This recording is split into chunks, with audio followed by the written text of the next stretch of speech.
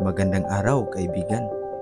Ako nga pala si Batang Henyo, isang batang barbero.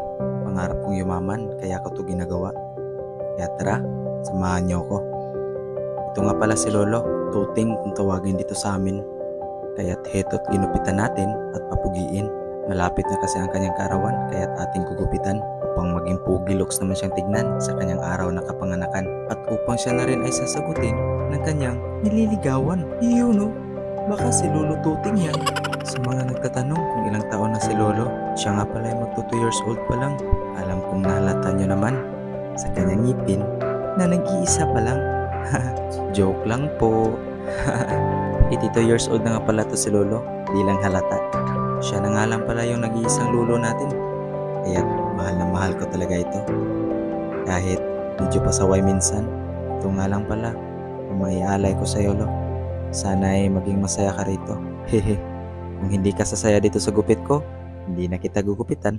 Kaya wala ka talagang choice. Ang gupit nga pala dito ni Lolo guys ay bagay-bagay lang. Kung ano raw yung babagay sa kanya, yun raw yung igugupit ko. Kaya ginupitan natin siya ng pinakamalupitang gupit. Yung babata siya ng mga nasa 50 araw. Hehe. Medyo matanda na talaga ito si Lolo.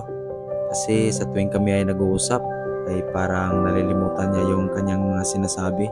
Kasi ulit-ulit na lang, parang nalilimutan niya na yung mga sinasabi niya. Ganito rin ba kaya tayo pag tayo ay tumanda na?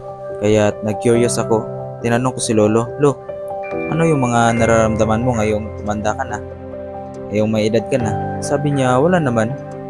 Medyo nanghina lang talaga yung mga katawan niya. Hindi na raw katulad nung dati, nung bata-bata pa siya. Kaya tinanong ko siya, yung pagka malilimutin mo, Lo? Sabi niya, oo, napansin niya rin daw na medyo nakakalimutin na siya. Ito talaga yung isa sa mga sinyalis no, pag tumanda ka na.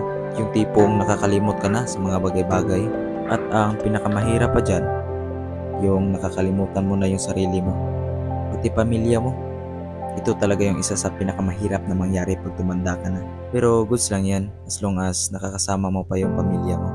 Yun no, malapit na tayong matapos mga boss. Dito ay pinantay na natin yung gilid. Tsaka pati na rin yung likod. Kukunin lang natin yung mga extra-extra buhok. Tsaka pagkatapos natin dyan, ginupitan na rin natin yung kilay ni Lolo para maging pugi looks talagang tignan. Ang cute ni Lolo tignan guys no? Isa na lang yung ngipin niya. Pangil na lang. Hi. Yun, tapos na. Ito nga pala yung gupit ni Lolo guys, paki-rate naman 1 out of 10. Sana magustuhan nyo rin yung gupit natin ni Lolo.